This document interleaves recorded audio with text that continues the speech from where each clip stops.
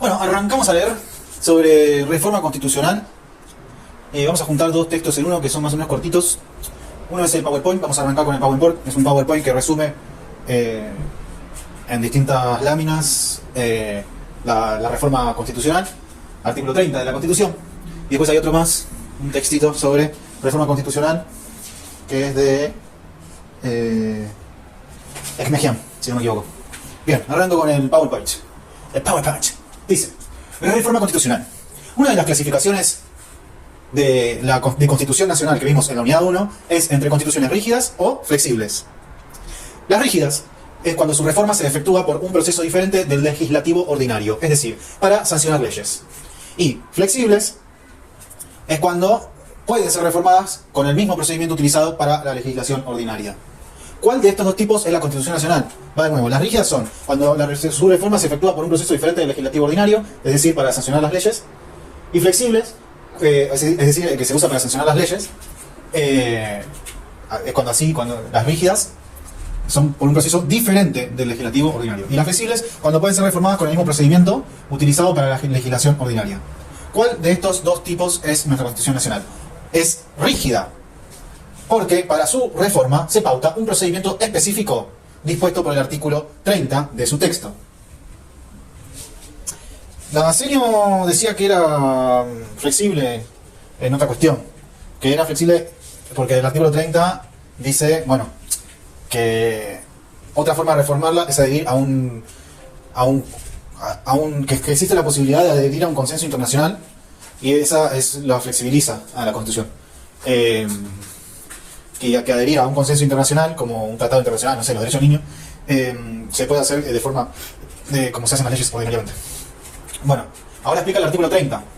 Pero este PowerPoint dice que es rígida, ¿no? Porque para su reforma se pauta un procedimiento específico dispuesto por el artículo 30 de su texto.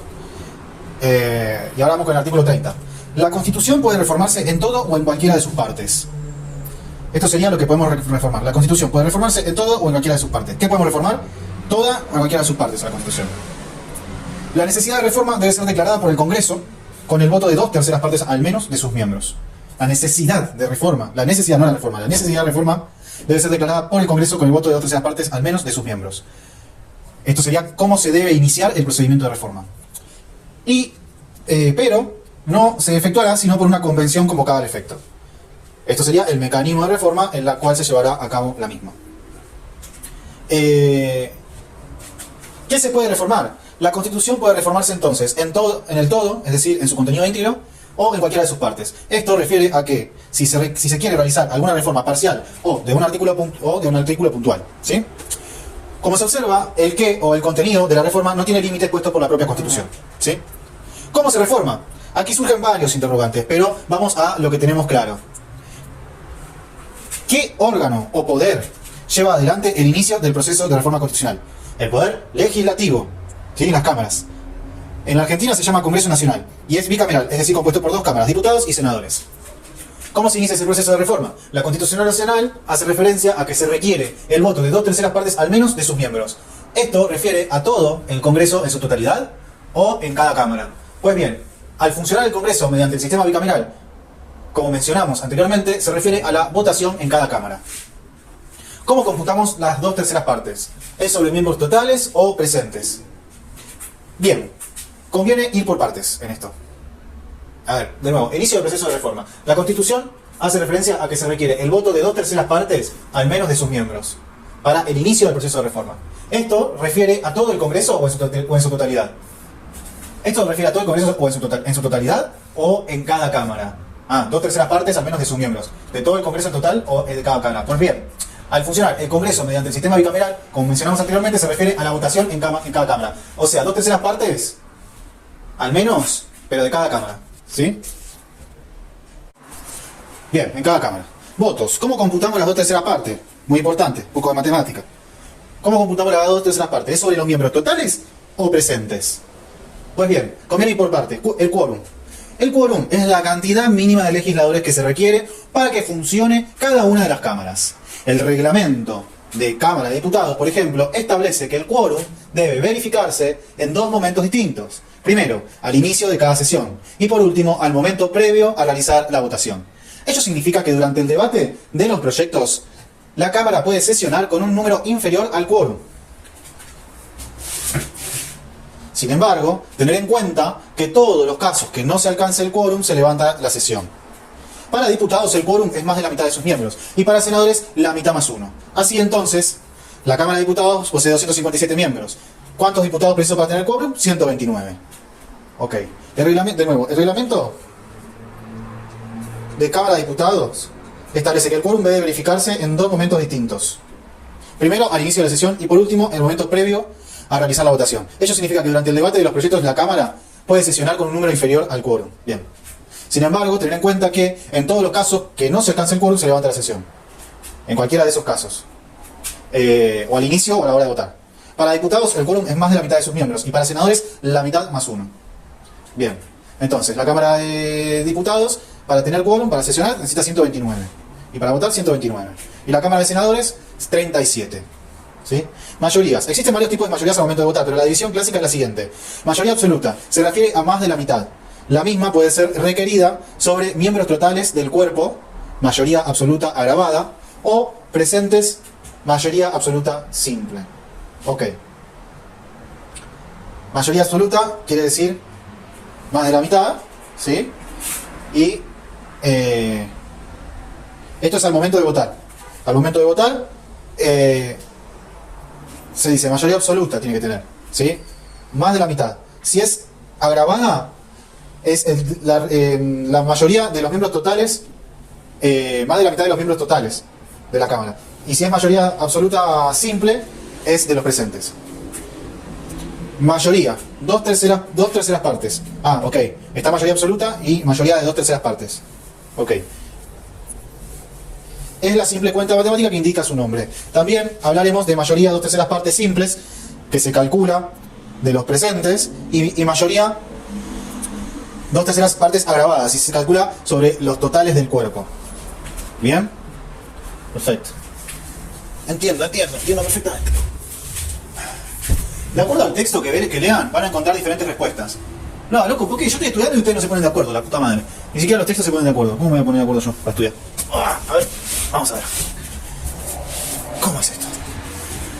De acuerdo al texto que lean, van a encontrar diferentes respuestas. Algunos doctrinarios sostienen que es 2/3 partes simple. ¿Por qué? Si la Constitución Nacional quisiera exigir una mayoría agravada, lo hubiera especificado textualmente en el propio artículo 30 y no es el caso, no está especificado. Ok, concha tu madre. ¿Por qué me preguntan a la gente que ese día que estaba pensando y listo? ¿Cuándo fue? En el 49. Existe un antecedente de la Constitución Nacional de 1949 en el cual fue reformada por el mecanismo constitucional del artículo 30 con la mayoría de las 2/3 partes simple. Ah, ok. Bien. O sea, de los presentes. En el 49 fue de los presentes. La corriente doctrinaria mayoritaria abona la teoría de que es 2/3 partes agravadas. Porque en el artículo 75, inciso 22, incorporado en la reforma del 94, ok, después del 94, indica que se puede elevar a la jerarquía constitucional tratados internacionales de derechos humanos con el voto de las 2/3 partes sobre miembros totales de Cámara a Cámara. Ahí sí está especificado. Para tratados internacionales. Entonces, si para dicho proceso requiere dicha mayoría, la interpretación que debería darse es que para reformar el texto constitucional no podría exigirse una mayoría inferior a ella. Ok.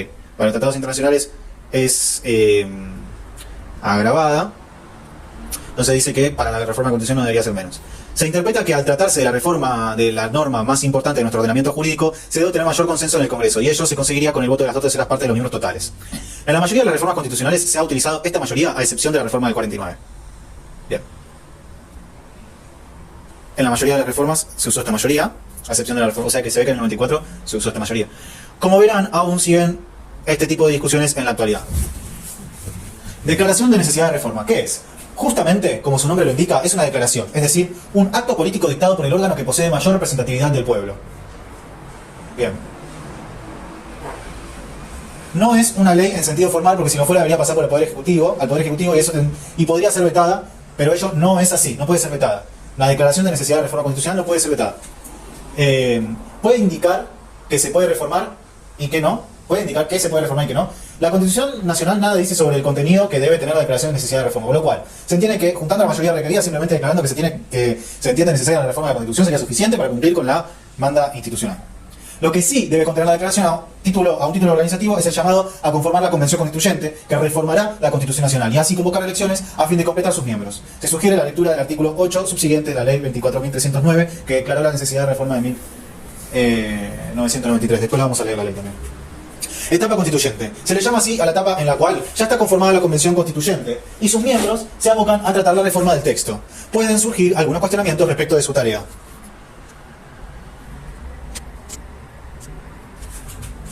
Tienen límites en cuanto al contenido a reformar. Esta es la etapa constituyente, ¿sí? Cuando ya está conformada la Convención Constituyente. Ahora estamos en la etapa constituyente. Vamos a reformar la Constitución. Tiene límites en cuanto al contenido a reformar. Se entiende que, al ser un órgano convocado al efecto de reformar la Constitución Nacional y siendo elegidos por el pueblo, no debería tener límites en su accionar, menos aún proveniente de la declaración de necesidad de reforma. Ok. Tiene el límite de tiempo para funcionar. La Constitución omite decir algo al respecto y se entiende que no debería operar restricciones de tiempo sobre la Convención. En el entendimiento que es un órgano elegido por el pueblo para reformar la Constitución. Sin embargo, notarán que el artículo 12 de la Ley 24.309 se le impuso un límite temporal a la Convención. Ok. En la ley sí dice acá hay un límite temporal. Hay que ver esa ley. ¿Y cuándo fue esa ley? Principales modificaciones en la reforma de 1994. Se agregó un nuevo capítulo en la parte dogmática titulado Nuevos Derechos y Garantías y allí se incorporó A. El artículo 36 en defensa de la democracia y el imperio de la Constitución Nacional. B. El artículo 37 garantizando el pleno ejercicio de derechos políticos. C. Artículo 38 abordaje constitucional de los partidos políticos concebidos como instituciones fundamentales del sistema democrático. D. Artículos 39 y 40 formas semidirectas de democracia, iniciativa y causa popular. E. Artículos 41 y 42, incorporación de derechos difusos, medio ambiente y usuarios y consumidores. F. Artículo 43, constitucionalización de las acciones de amparo, habeas corpus y habeas data. Decimos así porque ya había leyes que permitían su uso, pero en el 94 se las incorpora al texto constitucional. Todo esto sería las reformas en la parte dogmática, titulada Nuevos Derechos y Garantías. Principales modificaciones de la reforma del 94 en la sección del Poder Legislativo y sus atribuciones y sus cambios principales fueron: A. Se agregó un tercer senador por provincia y la forma de elección del mismo. Lista incompleta. ¿Okay? B. Se acorta el término del mandato de los senadores de 9 a 6 años. ¿Okay? Se incorporan los derechos de los pueblos originarios. Bien. Artículos 75 y 17. Se incorporó el artículo 75 y 22 que dispone que los tratados internacionales poseerán jerarquía superior a las leyes y asimismo que otorga jerarquía constitucional a 11 tratados de derechos humanos y se habilita la posibilidad de incorporar más. Ahí está la blandura, el blandengue de la Constitución que decía la profe el otro día. Ahí se ablanda, digamos. Se incorporan 2 capítulos en la sección 1 del PL, en la cual se refiere a la Auditoría General. Se incorporan 2 capítulos en la sección 1 del Poder Legislativo, en la cual se refiere a la Auditoría General de la Nación, AGN, el artículo 85, y el Defensor del Pueblo, artículo 86. Bien. F. Modificación del procedimiento de formación y sanción de las leyes, simplificándolo. G. Delegación legislativa y promulgación parcial de leyes. Principales modificaciones de la reforma de 1994 en la sección del Poder Ejecutivo. Sus atribuciones se modificó. A. Se elimina el requisito de ser católico para ejercer el cargo de presidente. Mira vos. B. Duración en el mandato se acorta de 6 a 4 años con posibilidad de reelección por única vez. C. Modifica la forma de elección del presidente. Antes era voto indirecto a través del colegio electorales, ahora voto directo, un voto por cada ciudadano y con sistema de doble vuelta o balotaje. D. Artículo 99, inciso 3, decretos de necesidad y urgencia. E. Artículo 100, se incluye la figura del jefe de gabinete, al cual se le delegan funciones que anteriormente eran del presidente. Ok. Principales modificaciones en la reforma de 1994 en la sección del Poder Judicial. Se modificó. A. Artículo 114. Creación del Consejo de la Magistratura a fin de transparentar la designación de jueces y también agilizar procesos de remoción. B. Artículo 115. Creación de la figura de jury de enjuiciamiento a fin del trámite de juicios de remoción a magistrados de tribunales inferiores. Otras modificaciones relevantes. 1. Artículo 120. Se agregó una sección destinada a describir al Ministerio Público. Artículo 2. Artículo 123. Consagra la autonomía municipal. Incorpora la doctrina por el fallo Brigada de Mar. 3. Artículo 129. Creación de la Ciudad Autónoma de Buenos Aires. Bien. Acá terminamos. Bueno. Continuamos con Expresión. Con Reforma Constitucional, capítulo 4 del Manual de Derecho Constitucional de Expresión. Reforma constitucional. 1. Reforma constitucional. La Constitución Nacional, además de ser un instrumento para garantizar la libertad individual, es un pacto de convivencia de los diversos sectores que integran la sociedad, una especie de contrato social, en el sentido rusiano del término. Contiene las reglas del juego básicas conforme a las cuales se hace posible el desarrollo de la convivencia civilizada. Cualquier modificación de ellas debe obtener el consenso, si no unánime, al menos mayoritario, de los diversos sectores de la sociedad. Es por ello que las constituciones prevén el procedimiento específico para su reforma. En relación con esta, casi todas las constituciones contemporáneas establecen un procedimiento especial, generalmente agravado, conforme al concepto de rigidez de las normas constitucionales que responde a este fundamento. Hemos expresado en el capítulo 2 que cuando la Constitución real no se corresponde con la Constitución normativa, es necesario corregir ese desfase, so pena de ir en camino de la desconstitucionalización.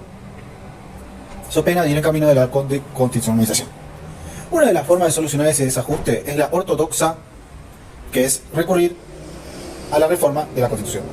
También expresamos en el capítulo anterior que el poder constituyente, derivado o reformador es el que se ejerce para modificar la Constitución normativa vigente.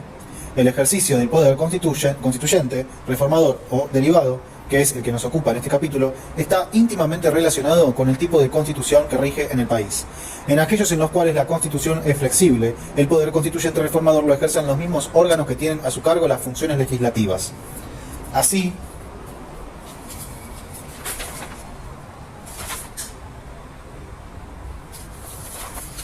en el Reino Unido de Gran Bretaña e Irlanda del Norte, el titular del poder constituyente es el Parlamento, que es quien también ejerce allí los poderes legislativos. En los países que tienen constituciones rígidas, en cambio, el poder constituyente derivado puede ser ejercido de diversos modos, pero todos ellos distintos de la forma en que se practica el poder legislativo ordinario. Sin entrar en un análisis pormenorizado de estos, podemos señalar dos modos principales. A. En uno de ellos, el más riguroso, tal poder es ejercido por un órgano especial ad hoc, distinto del poder legislativo ordinario. Tal es el que adopta nuestra Constitución Nacional. B. En el otro, es decir, en el de la separación, es más atenuada, el ejercicio del poder constituyente reformador es efectuado por el órgano legislativo ordinario, pero con una mayoría agravada, 2/3 de los legisladores generalmente. Y el resultado de la reforma queda sujeto a un referéndum ratificatorio. Este modo alternativo de reforma ha sido adoptado por las últimas constituciones europeas y también por algunas constituciones provinciales argentinas. Existen también otros sistemas intermedios. Hemos dicho en el paradigma 1 del capítulo anterior que el poder constituyente reformador puede ejercerse formal o no formalmente. Expresamos también que el ejercicio formal es el que se pone en marcha por medio de los mecanismos previstos en la propia Constitución para su reforma, y que el no formal es el que se efectúa de continuo por medio de las llamadas mutaciones constitucionales. Señalamos también que este no solo es ilegítimo, sino también peligroso por su carácter furtivo. El ejercicio formal y expreso del poder constituyente reformador implica una toma de conciencia y un pronunciamiento expreso del pueblo sobre la necesidad y oportunidad de la reforma constitucional, sobre la buena o mala respuesta que da la Constitución formal vigente a sus necesidades, sobre la posibilidad de progreso social. Este pronunciamiento es inapelable porque emana del titular de dicho poder. Por todo lo expuesto en los párrafos anteriores, rechazamos enfáticamente las mutaciones constitucionales que pretenden reformar la Constitución formal, es decir, ejercer el poder constituyente derivado en forma subrepticia a espaldas del titular de este y sin consultarlo específicamente ni requerir su opinión definitoria sobre tales cuestiones. 2. Artículo 20 de la Constitución Nacional. Procedimiento para la reforma. Jurisprudencia. El artículo 30 de la norma constitucional prevé el procedimiento para el ejercicio del poder constituyente reformador. Dicho texto tiene numerosas lagunas legislativas, razón por la cual ha sido integrado en diversos aspectos por el derecho consuetudinario, esto es, el creado por la costumbre. Nuestra Constitución Nacional adopta el procedimiento más riguroso para el funcionamiento del poder constituyente reformador o derivado. El ejercicio de este, por medio de un organismo ad hoc, denominado Convención Constituyente. El procedimiento previsto en el artículo 30 tiene dos etapas. En la primera de ellas, denominada comúnmente preconstituyente, el Congreso debe declarar la necesidad de la reforma. Para que tal decisión sea aprobada, es necesario que cada una de las cámaras así lo resuelva por el voto de las 2/3 partes de sus miembros. El voto de los integrantes de cada cámara por separado no surge del texto constitucional, sino que ha sido impuesto por el derecho consuetudinario basándose en el sentido común, ya que si votaran las dos cámaras juntas prevalecería indefectiblemente la voluntad de la Cámara de Diputados por su gran diferencia numérica frente al Senado. Coincidimos con Vidal Campos en que la declaración de necesidad de la reforma no es una ley propiamente dicha, aunque en el derecho consuetudinario se le ha dado siempre forma de ley. Es propiamente una declaración política privativa del Poder Legislativo, la cual no tiene entonces no puede entonces ser vetada por el Poder Ejecutivo. También ha sido costumbre en general que el Congreso, en la declaración de necesidad de la reforma, puntualice los artículos que se considera necesario reformar. Sin embargo, la Ley 13.293 no siguió ese criterio, sino que estableció una forma muy genérica y ambigua que no fue objetada. En cambio, la Ley 24.309, que declaró la necesidad de la reforma que se efectuó en el año 1994, establecía específicamente no solo qué cláusulas debían reformarse, sino también el modo en que debían ser modificadas, sin permitir al constituyente apartarse de dicha instrucción y cómo se efectuaría la misma. Se discute si la Convención puede apartarse de lo dispuesto por el Congreso en la declaración de necesidad de la reforma. Si bien existen argumentos en favor y en contra que la hacen opinable, entendemos que el ejercicio del poder constituyente derivado por el organismo ad hoc tiene una condición previa necesaria: la voluntad coincidente del Congreso.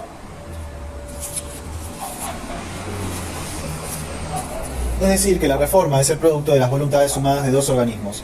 Si falta la de uno de ellos, no se dan los requisitos necesarios para la validez de aquella. Ha sido tradicional el debate doctrinario sobre los efectos de las reformas que exceden lo previsto por el legislador ordinario. Tradicionalmente se aplicaba la doctrina sentada por la Corte Suprema en la causa Soria de Guerrero y Bodegas y Viñedos Pulenta Hermanos, del año 1957, en donde el tribunal sostuvo que la cuestión era una de las denominadas cuestiones políticas no justiciables. Sin embargo, la Ley 24.309, declaratoria de la necesidad de la reforma de 1994, dispuso en el artículo 6 que serán nulas de nulidad absoluta todas las modificaciones, derogaciones y agregados que realice la Convención Constituyente, apartándose de la competencia establecida en los artículos 2 y 3 de la presente Ley de Declaración. Y, en forma consecuente, en la causa Fight Carlos Santiago versus Estado Nacional sobre acción declarativa de constitucionalidad, la Corte Suprema sostuvo que es resorte de esta Corte juzgar la existencia y límites de las facultades privativas de los otros poderes y la excedencia de las atribuciones en que estos puedan incurrir, declarando que la reforma que se había efectuado al incorporarse el inciso 4, artículo 99, que exige la necesidad de un nuevo nombramiento para mantener a los jueces que alcancen los 75 años de edad, padecía del vicio de la unidad previsto en la norma antecitada, por cuanto la ley no preveía la reforma del plazo de duración de los cargos judiciales. En lo que respecta a la forma de computar la mayoría de 2/3, Vidal Campos entiende que esta fracción debe calcularse sobre el total de los miembros de cada Cámara, porque el texto constitucional no se remite, como en otras oportunidades, a los miembros presentes. Sin perjuicio de entender que el argumento es fuerte, es de señalar que la costumbre indica que el cómputo siempre se hizo sobre los miembros presentes de cada Cámara. La segunda etapa es la constituyente propiamente dicha y comienza con la integración de la Convención Constituyente. El artículo 30 no especifica de qué modo se integra esa convención.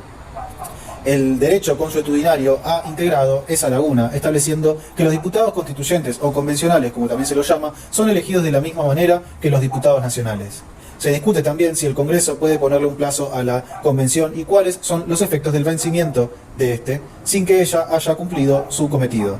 Pensamos que en la etapa preconstituyente no pueden ampliarse los poderes del Congreso, más allá de los que le concede la propia Constitución. Es por ello que entendemos que no corresponde al Poder Legislativo fijar un plazo a la Convención, ya que esto implicaría limitar los poderes de esta sin una base constitucional que lo justifique.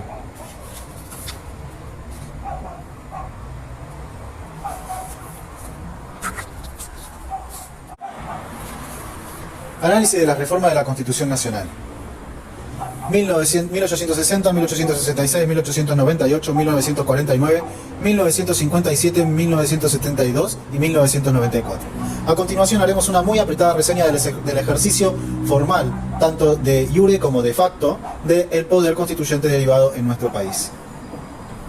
En 1860, la reforma se produce como consecuencia de la reincorporación del Estado de Buenos Aires a la Confederación Argentina. Esta reforma se efectuó sin respetar el plazo de inmutabilidad de 10 años que preveía la norma constitucional apostada en 1853, artículo 30 del texto original, por cuanto era la condición previa de la reincorporación del Estado de Buenos Aires a la Confederación Argentina. Su legitimidad fue discutida por la violación de aquel plazo mínimo, pero, no obstante, sus disposiciones adquirieron eficacia. La Convención Revisoria del Estado de Buenos Aires realizó numerosas modificaciones en el texto de 1853, pretendiendo reforzar el sistema federal e introduciendo artículos de trascendencia como el artículo 33 de los derechos implícitos. En la reforma de 1966 se suprimió la limitación temporal de los derechos impuestos de los derechos impuestos de exportación que podía crear el Congreso. También, de los derechos de exportación, o sea, los impuestos que podía crear el Congreso. En 1866 se suprimió esa limitación. También esta reforma fue impugnada en atención a la formación de la mayoría parlamentaria para declarar la necesidad de la reforma. No obstante ello, sus disposiciones también adquirieron vigencia. En 1898 se modificó el número de ministros del Poder Ejecutivo, elevándoselo al número actual, y se cambió también la cifra que determina la cantidad necesaria de habitantes por cada diputado de la Nación. Fue la única reforma que no fue objetada. La reforma de 1949 tuvo enconados detractores y defensores, convirtiéndose en un punto de ríspidas disputas en la sociedad argentina. La ley 13.293, que declaró la necesidad de la reforma, lo hizo con un lenguaje totalmente ambiguo y laxo, para la mejor defensa de los derechos del pueblo y del bienestar de la nación. La reforma fue aprobada por la Convención Constituyente en marzo de 1949, fue impugnada por parte de la doctrina en relación con varios aspectos. La reforma fue aprobada por la Convención Constituyente en marzo de 1949. Fue impugnada por parte de la doctrina constituyente, supongo, en relación con varios aspectos. A. La forma del cómputo de la mayoría de los 2/3 de legisladores que sancionaron la ley 13.293. B. La ausencia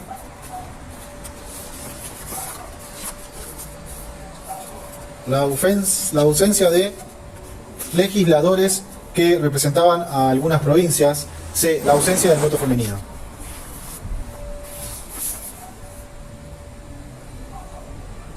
Esta reforma tuvo una vigencia de 7 años, ya que fue dejada sin efecto por una proclama del gobierno de facto surgido en 1956, y tal derogación fue ratificada por la Convención Constituyente de 1957. Nunca fue restablecida por los gobiernos libres posteriores, ni siquiera por alguno de los encabezados por el propio partido que la sancionó.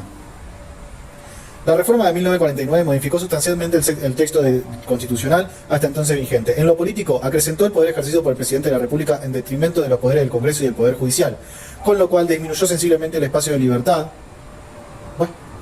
Creó, al margen del estado de sitio, el estado de prevención y alarma, que permitía al presidente aplicar penas de arresto sin la correspondiente opción de extrañamiento.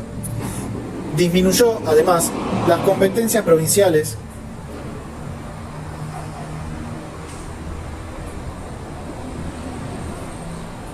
aumentando el centralismo capitalino. En cambio, sus modificaciones fundamentales de tipo económico no se llevaron a la práctica. La reforma de 1957 fue convocada por el gobierno de facto, situación hasta entonces inédita. En efecto, el decreto ley, ahí está el decreto ley que decía la señora. El decreto ley. ¿Cómo decreto ley? ¿Es decreto o es ley? Es un decreto. 3.838 de 1957 declaró la necesidad de la reforma parcial de la Constitución en lo que atañe al régimen electoral, sistema federal, libertades y derechos individuales y sociales, autonomías provinciales, equilibrio de poderes, fuentes de energía. Ahora lo escribe re lindo. Esta convención sancionó únicamente el artículo 14 bis de la Constitución y modificó el artículo 67, inciso 11, agregando el Código de Trabajo y Seguridad Social a la lista de los que menciona dicho texto. Inmediatamente después quedó en imposibilidad de sesionar por el retiro de los convencionales de varios partidos políticos. No entiendo. La legitimidad de esta reforma también fue impugnada tanto por su etapa preconstituyente emanada del gobierno de facto, como porque, dado la ruta de su finalización, las actas de las sesiones no fueron aprobadas por el cuerpo. O sea, igualmente, a la hora de votar no tenían quórum. No obstante, la reforma tuvo vigencia, aunque no tuvieron instrumentadas aún varias de sus disposiciones. Igual tuvo vigencia. En 1972, la Junta Militar, órgano supremo del gobierno de facto de entonces, sancionó la ley llamada 19.608, que declaró la necesidad de la reforma de los artículos 1, 5, 42, 45, 46, 55, 56, 67, 68, 69, 72, 77, 81, 87 y 96 de la Constitución Nacional. El llamado Estatuto Fundamental del 26 de agosto de ese año modificó varios artículos del texto constitucional. Esta modificación, efectuada sin respetar la lógica de los antecedentes, fue la más cuestionada de las reformas, no obstante que el artículo 4 de dicho estatuto previó una forma de legitimación, modificando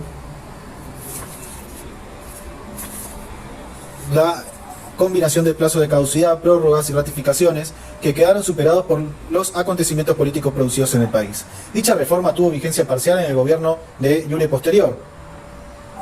Cuando dice Iure es que fue votado democráticamente, o sea, posterior al 72 sería ya la vuelta de la democracia. Con Alfonsín. Iure posterior. En lo que respecta a la unificación de los plazos de los mandatos, forma de elección del presidente, senadores, y no así en el resto. Posteriormente dejó de aplicarse también en ese aspecto. La reforma constitucional realizada por la Convención Constituyente Nacional, que sesionó en Santa Fe y Paraná en los meses de julio y agosto de 1994, ha incorporado más de 20 nuevos artículos a la Constitución Nacional. Entre textos definitivos y cláusulas transitorias, ha sustituido más de 30 artículos o incisos, en varios de los cuales el nuevo texto es mucho más extenso que el sustituido.